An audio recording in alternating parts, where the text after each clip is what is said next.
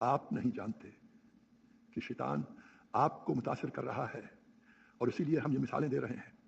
دیکھو، وہ آپ کو 3 منٹ میں آپ کے گھر کو آتش گیر بنانے کی ترغیب دے رہا ہے تاکہ آپ سب فنا ہو جائیں۔ آپ کو لگتا ہے کہ آسمان یہی چاہتا تھا، آپ کو پالیسٹر میں مکمل طور پر جکڑا جانا ہے تاکہ آپ کی زندگی کی ہر چیز 3 منٹ کے اندر آتش گیر ہو جائے۔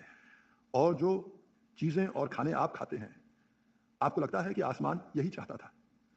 وہ کھانے جو اتنے زہریلے اور اس سے بھرے ہوتے ہیں، آپ کو معلوم ہے، اور وہ کہتے ہیں کہ اس گوشت سے 200 سے 300 گائے بنتی ہیں۔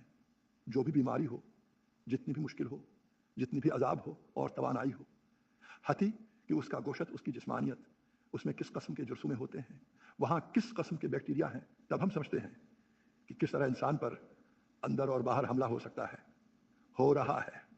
اس لیے ذی القعدہ کے اس مہینے میں دین صرف نماز کے لیے نہیں ہے، ان حقائق میں دین اور یہ طریقہ ہر چیز کے لیے ہے۔ یہ وہی ہے جو میرے اندر مجھے قابو کرنے کی کوشش کر رہا ہے۔ You were created for a purpose. Don't waste this life in a trance.